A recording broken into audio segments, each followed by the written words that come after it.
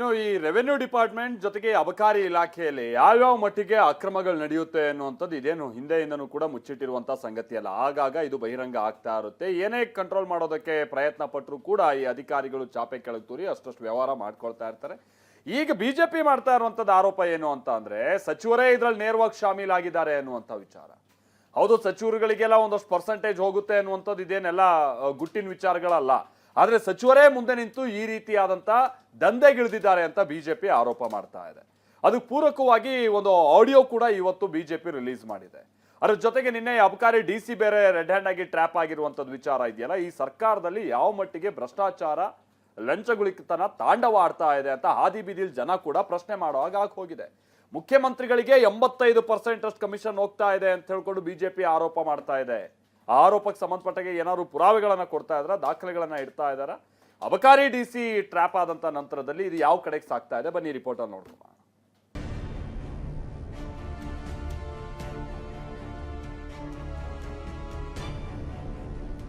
ತಿಮ್ಮಾಪುರಿ ಅವರು ಅಧಿಕಾರದಲ್ಲಿ ಇರಬಾರದು, ರಾಜೀನಾಮೆ ಕೊಡಬೇಕು. ಪ್ರೂವ್ ಆದ್ರೆ ಒಂದು ಕ್ಷಣ ರಾಜಕಾರಣಕ್ಕೆ ಇರೋದಿಲ್ಲ.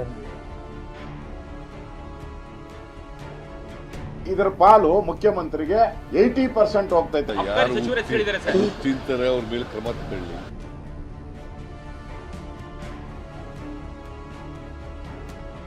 ರಾಜ್ಯ ಸರ್ಕಾರದ ವಿರುದ್ಧ ಬಿಜೆಪಿ ನಾಯಕರು ಅಬಕಾರಿ ಅಸ್ತ್ರ ಝಳಪಿಸಿದ್ದಾರೆ. ಅಬಕಾರಿ ಇಲಾಖೆಯಲ್ಲಿ ಸಾಕಷ್ಟು ಅವ್ಯವಹಾರ ನಡೆಯುತ್ತಿದೆ ಅನ್ನೋ ಗಂಭೀರ ಆರೋಪ ಮಾಡಿದ್ದಾರೆ. ಹೀಗೆ ಭ್ರಷ್ಟಾಚಾರದ ಅಸ್ತ್ರ ಬಿಟ್ಟ ಬಿಜೆಪಿಗೆ ನಿನ್ನೆ ಸಿಕ್ಕಿಬಿದ್ದ ಅಬಕಾರಿ ಡಿಸಿ ಪ್ರಕರಣ ಬ್ರಹ್ಮಾಸ್ತ್ರವಾಗಿದೆ.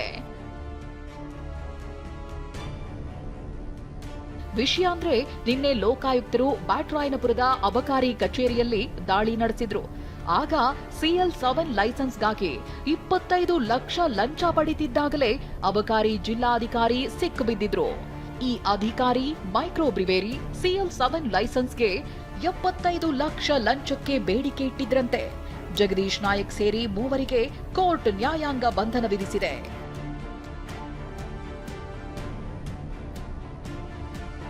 ಇವು ಆವಾಗ ಕೆಲವು ಇಲಾಖೆಗಳಲ್ಲಿ ಅಧಿಕಾರಿಗಳು ತಳಹಂತದವರು ಮೇಲಂತವರು ಮಾಡ್ತಾ ಇರ್ತಾರೆ, ಲೋಕಾಯುಕ್ತರು ಕೈಯಾಗಿ ಸಿಗ್ತಿರ್ತಾರೆ. ಇದೇ ವಿಚಾರ ವಿಪಕ್ಷ ನಾಯಕರಿಗೆ ಅಸ್ತ್ರವಾಗಿ ಸಿಕ್ಕಿದೆ. ಇವತ್ತು ವಿಪಕ್ಷ ನಾಯಕ ಆರ್ ಅಶೋಕ್ ಹಾಗೂ ಛಲವಾದಿ ನಾರಾಯಣ ಸ್ವಾಮಿ ಜಂಟಿ ಸುದ್ದಿಗೋಷ್ಠಿ ನಡೆಸಿದ್ದಾರೆ. ಜಗದೀಶ್ ಮಾತನಾಡಿದ್ದಾರೆ ಎನ್ನಲಾದ ಆಡಿಯೋ ಬಿಡುಗಡೆ ಮಾಡಿದ್ದಾರೆ. ಮೈಕ್ರೋ ಪ್ಲೇಯರ್ಗೆ ಮಿನಿಸ್ಟರ್ಗೂ ಹೋಗುತ್ತದೆ 1.5. ನಿಮ್ಗೆ ಈಗ ಪ್ಯಾಕ್ಸ್ ಕೊಡಿ ಏನು ನಡೀತಿದೆ ಅಂತ. ಏನೋ ಒಂದು 25 ಕಮ್ಮಿ ಮಾಡ್ಕೊತಾರೆ,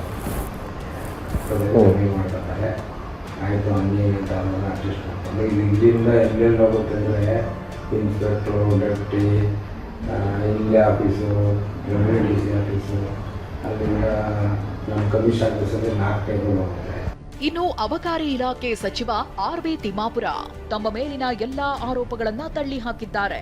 ಲಂಚ ಪಡೆಯುವಾಗ ಸಿಕ್ಕಿಬಿದ್ದ ಅಧಿಕಾರಿಗಳು ಹೆಸರು ದುರ್ಬಳಕೆ ಮಾಡಿಕೊಳ್ತಾರೆ. ಹಾಗೆಯೇ ಇದು ಕೂಡ ಒಂದು. ಆಡಿಯೋದ ಬಗ್ಗೆ ವೆರಿಫೈ ಮಾಡೋಣ ಎಂದಿದ್ದಾರೆ. ಹಿಂಗೆ ಹೆಸರನ್ನು ದುರ್ಬಳಕೆ ಮಾಡ್ಕೊಳ್ತಕ್ಕಂಥದ್ದು ನಂದು ಒಂದೇ ಇಲಾಖೆಯಲ್ಲ, ಎಲ್ಲ ಇಲಾಖೆಯಲ್ಲಿ ಕೆಲವು ಟೈಮ್ ನಡೆದಿದ್ದಾವೆ. ಅದರಂತೆ ನನ್ನ ಇಲಾಖೆಯಲ್ಲಿ ಒಬ್ಬ ಯಾವನೋ ತಮ್ಮಣ್ಣ ಅಂತೇಳಿ ಅವನು ಸಿಕ್ಕಾಕೊಂಡು ಅದಕ್ಕೇನು DC ಅವರು ಅವನಿಗೆ ಭೇಟಿಯಾಗಿ ಅಂತ ಹೇಳಿದ್ದಾರೆ. ಆ ತಮ್ಮಣ್ಣ ನಾವೇನೋ ಏನೇನೋ ಹೇಳಿದಾನಂತಂದರೆ ಆಡಿಯೋ ಇದೆ ಅಂತ. ಆಡಿಯೋ ನನಗೆ ಗೊತ್ತಿಲ್ಲ, ಇನ್ನೋದು ನನಗೆ ಬಂದಿಲ್ಲ. ಅದನ್ನು ವೆರಿಫೈ ಮಾಡೋಣ. ನಾನು ಇಮ್ಮಿಡಿಯೇಟ್ ಅಧಿಕಾರಿಗೆ ಹೇಳಿದ್ದೇನೆ, ಉಪ್ಪು ತಿನ್ನೋ ನೀರು ಕುಡಿಬೇಕು, ಅವನು ಇಮಿಡಿಯೇಟ್ ಸಸ್ಪೆಂಡ್ ಮಾಡಿ ಅಂತ ಹೇಳಿದ್ದೀವಿ. ಆದರೆ ಅಷ್ಟರಲ್ಲೇ ಲೋಕಾಯುಕ್ತರು ಕೋರ್ಟಿಗೆ ಹಾಜರು ಮಾಡಿದ್ದಾರೆ. ಕೋರ್ಟ್ ತೀರ್ಮಾನವನ್ನು ಕಾಯೋಣ. ಆದರೆ ಆಡಿಯೋ ಬಿಡುಗಡೆ ಮಾಡಿದ ಆರ್ ಅಶೋಕ್ ಅಬಕಾರಿ ಸಚಿವರ ರಾಜೀನಾಮೆಗೆ ಆಗ್ರಹಿಸಿದ್ರು. ಸಿಎಂ ಸಿದ್ದರಾಮಯ್ಯ ರಾಜೀನಾಮೆ ಪಡೆಯದೇ ಇದ್ರೆ ಅವರಿಗೂ ಪಾಲ್ ಹೋಗುತ್ತೆ ಎಂದು ನಾವು ಭಾವಿಸ್ತೀವಿ ಅಂತ ಎಚ್ಚರಿಕೆ ಕೊಟ್ರು. ಇದಕ್ಕೆ ತಿರುಗೇಟು ಕೊಟ್ಟ ತಿಮ್ಮಾಪುರ ನನ್ನ ಮೇಲಿನ ಆರೋಪ ಸಾಬೀತಾದ್ರೆ ಒಂದು ಕ್ಷಣವೂ ಮಂತ್ರಿಗಿರಿಯಲ್ಲಿ ಇರಲ್ಲ ಅಂತ ಸವಾಲ್ ಹಾಕಿದ್ರು. ಒಂದು ಕ್ಷಣನೂ ಕೂಡ ತಿಮ್ಮಾಪುರಿ ಅವರು ಅಬಕಾರಿ ಮಂತ್ರಿ ಅಧಿಕಾರದಲ್ಲಿ ಇರಬಾರದು, ರಾಜೀನಾಮೆ ಕೊಡಬೇಕು. ಏನಯ್ಯ ರಾಜೀನಾಮೆ ಅವ್ರು ಎಟ್ಟೆಟ್ಟು ಕೊಟ್ಟಿದ್ದಾರೆ ಲಿಸ್ಟ್ ಕೊಡಲ ಇಂಥವೆಲ್ಲ ಬಂದಾಗ ಕೊಟ್ಟಿದ್ದಾರಾ?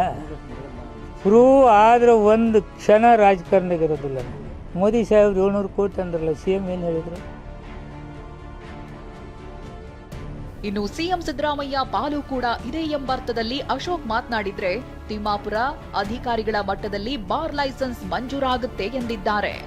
ಅವ್ರು ರಾಜೀನಾಮೆ ಪಡೆದಿಲ್ಲ ಅಂದ್ರೆ ಇದರ ಪಾಲು ಮುಖ್ಯಮಂತ್ರಿಗೆ 80% ಹೋಗ್ತೈತೆ ಅಂತ ನಾವು ತಿಳ್ತೀವಿ. 80% ಹೋಗ್ತೈತೆ. ನನಗೆ ಆ ಫೈಲ್ ಬರಲ್ಲ, ತಿಮ್ಮಾಪುರ ಅದಕ್ಕೆ ಸೈನ್ ಮಾಡೋದಿಲ್ಲ.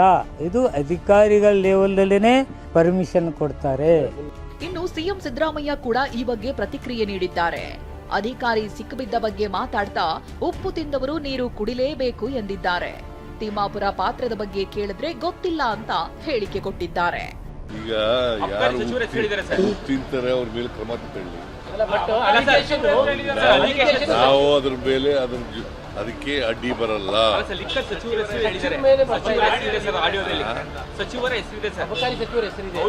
ಗೊತ್ತಿಲ್ಲ, 40% ಕಮಿಷನ್ ತಗೋತಾರೆ ಅಂತ ಯಾರು ಹೇಳೋದು? ಅಲ್ಲ, ಹಿಂದೆನೂ ಕೂಡ ಒಂದು ಸಾರಿ ಆ ರೀತಿ ಒಂದು ಹೇಳಿಕೆಗಳು ವಿರೋಧ ಪಕ್ಷದಿಂದ ಬಂದಿತ್ತು. ಆದರೆ ಈಗ ಬಂದಿರೋದನ್ನ ನಾನು ಗಮನಿಸಿಲ್ಲ. ಈ ಪ್ರಕರಣ ಕಾವೇರುವ ಮೊದಲೇ ಜೆಡಿಎಸ್ ಶಾಸಕ HT ಮಂಜು ಬಾಂಬ್ ಸಿಡಿಸಿದ್ದಾರೆ. ತಿಮ್ಮಾಪುರ ಮತ್ತು ಇವರ ಪುತ್ರ ವಿನಯ್ ಸೇರಿ CL7 ಸನ್ನದ್ದು ಮಂಜೂರು ಮಾಡುವ ಕುರಿತು ಹಣಕ್ಕೆ ಬೇಡಿಕೆ ಇಟ್ಟಿದ್ದಾರೆಂದು ಆರೋಪಿಸಿದ್ದಾರೆ.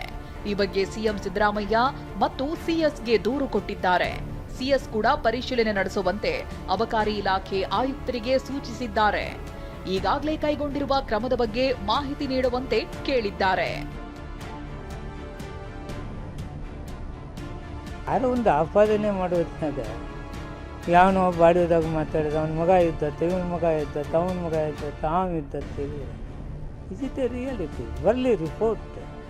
ಅಬಕಾರಿ ಇಲಾಖೆಯಲ್ಲಿ ಬಾರ್ ಲೈಸೆನ್ಸ್ಗೆ ಲಂಚ ಪಡೆಯಲಾಗ್ತಿದೆ ಅಂತ ಬಿಜೆಪಿ ಆರೋಪ ಮಾಡ್ತಿದೆ. ಸಚಿವರ ಪಾತ್ರವೂ ಇದೆ ಅಂತ ಹೇಳ್ತಿದೆ. ಆದ್ರೆ RB ತಿಮ್ಮಾಪುರ ತಮ್ಮ ಪಾತ್ರ ಸಾಬೀತಾದ್ರೆ ರಾಜೀನಾಮೆಗೆ ಸಿದ್ಧ ಅಂತಿದ್ದಾರೆ. ಬಾಗಲಕೋಟೆಯಿಂದ ರವಿ ಮುಖಿ ಜೊತೆ ಅನಿಲ್, TV9 ಬೆಂಗಳೂರು.